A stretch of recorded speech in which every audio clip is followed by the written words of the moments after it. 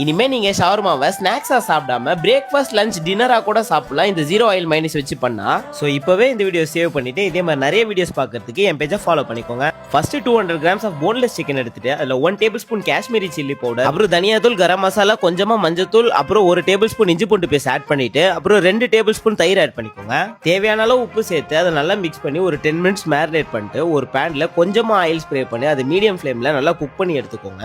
இப்போ ஷவர்மாக்கு தேவையான zero oil minus செய்யலாம். 4 எக் ஒயிட்ஸ், ஒரு 2 பல்லு பூண்டு, கொஞ்சமா உப்பு, பெப்பர் சேர்த்து ஃபர்ஸ்ட் அரைச்சு எடுத்துக்கோங்க. நல்லா அரைஞ்சதுக்கு அப்புறம் 1 டேபிள் ஸ்பூன் சுகரும் கொஞ்சம் தண்ணி ஆட் பண்ணி மறுபடியும் அரைச்சிங்கனாலே நம்ம ஜீரோ ஆயில் மைனஸ் ரெடி.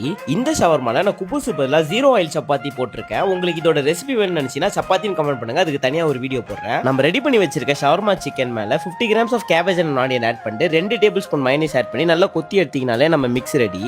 இப்போ ஒரு சப்பாத்தி எடுத்துட்டு அதுல கொஞ்சமா மைனஸ் போட்டு நம்ம சிக்கன் ஸ்டஃபிங் வச்சு சாப்பிடலாம். எப்பவுமே வெளியில சாப்பிடுற உங்க ஃப்ரெண்டுக்கு இந்த வீடியோ ஷேர் பண்ணுங்க.